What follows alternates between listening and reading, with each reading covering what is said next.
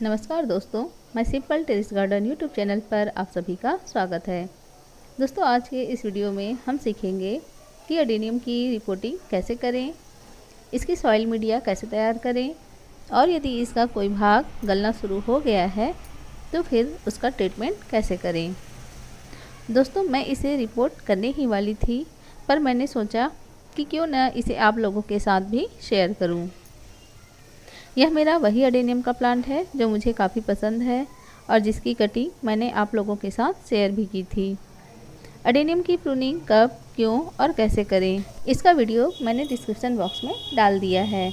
और हाँ दोस्तों, यदि आप लोगों को यह वीडियो अच्छा लगे तो प्लीज़ लाइक कीजिए, सब्सक्राइब कीजिए और कमेंट बॉक्स में जाकर कमेंट कीजिए। यह देखिए, मेरे इस प्लांट में यहाँ से गलना स्टार्ट हो चुका है और यह रूट रॉट की प्रॉब्लम सर्दियों में ज़्यादा पानी देने से होता है।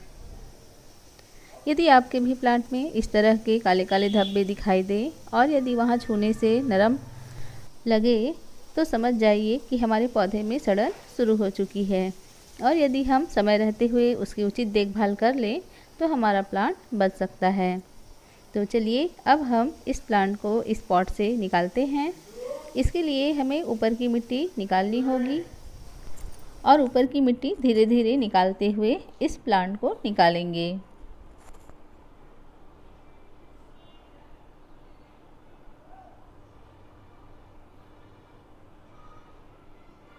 देखिए, मैंने यह प्लांट पॉट से निकाल लिया है। निकालते हुए मैं आपको वीडियो नहीं दिखा पाई क्योंकि प्लांट निकालने के लिए मुझे दोनों हाथों का उपयोग करना पड़ा और इसलिए मुझे कैमरा भी बंद करना पड़ा।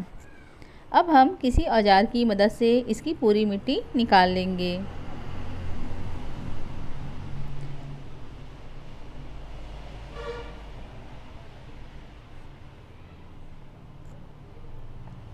आप देख सकते हैं कि इसकी जड़ें कितनी फैली हुई हैं।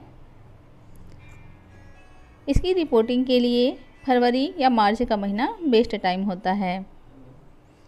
अब हम कटर या फिर किसी चाकू की मदद से इसकी पतली पतली जड़ों को काट देंगे। यह देखिए, पिछले साल मैंने यहाँ से इसकी जड़ें काटी थी। इसमें जड़ बहुत ज़्यादा है, इसीलिए अब इसकी कुछ मोटी मोटी जड़ों को भी मैं इस तरह से काट रही हूँ। बोनसाई पॉट में होने के कारण इसकी जड़ें मुड़ सी गई हैं। यह देखिए, मेरा यह प्लांट जिसकी जड़ों की मैंने पूरी तरह से कटाई छटाई कर ली है और जो भाग ख़राब हो रहा था वहाँ से मैंने उसे अच्छी तरह से काट छाट कर अलग भी कर लिया है और फिर वहाँ पर फंगिसाइड का लेप लगा दिया है। फंगिसाइड लगाने के बाद मैंने अपने प्लांट को लगभग 1 हफ्ते के लिए छोड़ दिया था और यह वही भाग है जहाँ से प्लांट गलना शुरू हो रहा था। अब चलिए हम इसके लिए मिट्टी तैयार करते हैं। यह उसी पॉट की मिट्टी है जिसमें यह प्लांट लगा हुआ था। मैंने यह मिट्टी निकालकर सुखाने के लिए छोड़ दी थी। इसमें पहले से ही रेत की मात्रा मिली हुई है, इसलिए मैं यहाँ रेत कम ले रही हूँ। यहाँ मैंने ईंट के कुछ टुकड़े लिए हैं जो मिट्टी में नमी बनाए रखते हैं और यहाँ मैंने लकड़ी का बुझा हुआ कोयला लिया है जो प्लांट को फंगस लगने से बचाता है। अब इन सभी को अच्छी तरह से मिला देंगे।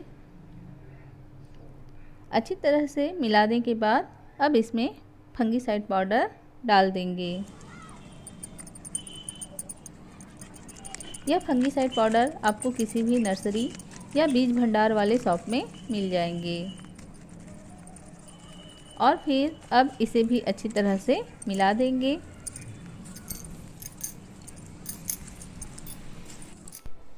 दोस्तों देखिए, इस प्लांट को लगाने के लिए मैंने यह बोनसाई पॉट लिया है और इस पॉट को मैंने खुद से बनाया है। तो चलिए अब हम इसके ड्रेनेज होल को चेक कर लेंगे।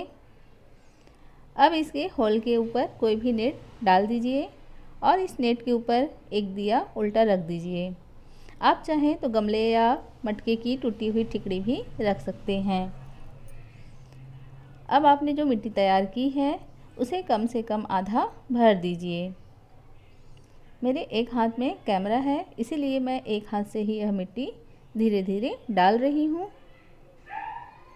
अब पॉट में मिट्टी आधी भर लेने के बाद अपने प्लांट को आप जिस तरह से बैठाना चाहते हैं उसी तरह से उसमें अच्छी तरह से बैठा दीजिए। और हाँ, इस प्लांट को जब भी रिपोर्टिंग करें कम से कम 2 इंच ऊपर उठाकर ही रिपोर्टिंग करें। अपने प्लांट को अच्छी तरह से बैठा लेने के बाद आप उसमें पूरी तरह से मिट्टी भर दीजिए। यह देखिए मेरा यह प्लांट, मैंने इसकी रिपोर्टिंग कर ली है। अब इस प्लांट को दूसरे प्लांट की तरह पानी डालने की आवश्यकता नहीं है। इसका जो कोडेक्स होता है उसमें पानी स्टोर रहता है, इसीलिए इस प्लांट को ज़्यादा पानी की आवश्यकता नहीं होती। और बिना पानी के भी इस प्लांट में 20 से 25 रोज़ बाद फुटाव आने शुरू हो जाएंगे। इस प्लांट के लिए पानी का विशेष ध्यान रखना पड़ता है, क्योंकि ये प्लांट कम पानी के बजाय अधिक पानी देने से ज़्यादा ख़राब होते हैं। और यदि अपने एडेनियम प्लांट की रिपोर्टिंग नहीं की है तो इस मार्च के महीने में इसकी रिपोर्टिंग और प्रूनिंग ज़रूर करें। धन्यवाद।